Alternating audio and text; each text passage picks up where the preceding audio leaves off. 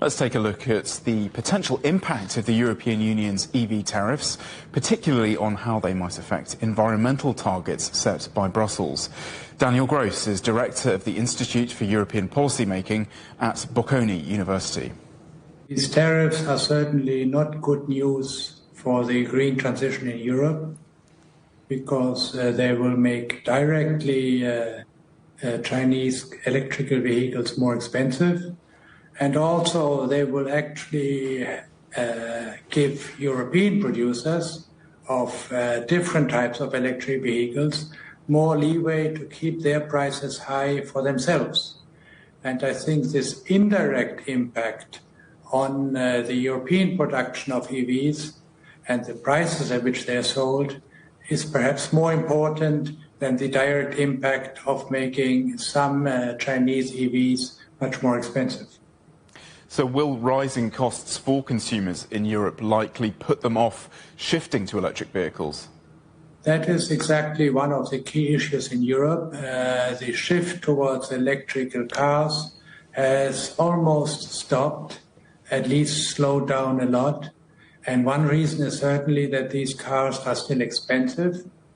A different reason, I think, is that consumers expect them to become less expensive tomorrow. And therefore, it's only rational that consumers tell themselves, why should I buy this electrical vehicle at a high price today, when maybe tomorrow I get it 10, 20, 30% cheaper? And some policymakers are arguing that tariffs are essential to protect European companies from foreign competition, not just Chinese. But are there alternative ways to ensure fair competition while also promoting innovation without damaging international trade?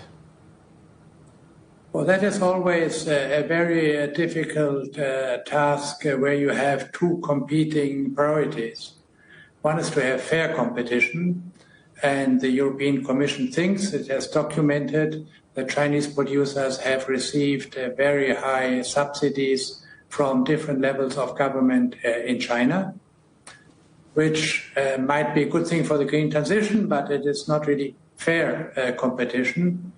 And the second point is, do you want to have free trade? Yes, to the extent possible, but the question is always, what do you do when another country subsidizes production in a particular industry, harming, at least potentially, your own ones?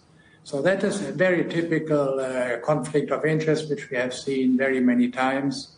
I think in this respect, little is new about these electric vehicles. And can you envisage a world where there is a better approach to competition with Chinese companies? Is more cooperation a possibility?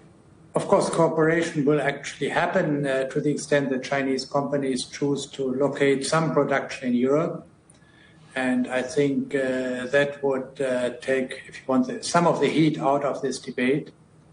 And that is perhaps the best way to proceed. And the second way is that the European producers which are in China, they learn how to do EVs more cheaply, and maybe they can transfer that technology back to Europe so that also European consumers can enjoy cheaper electric vehicles.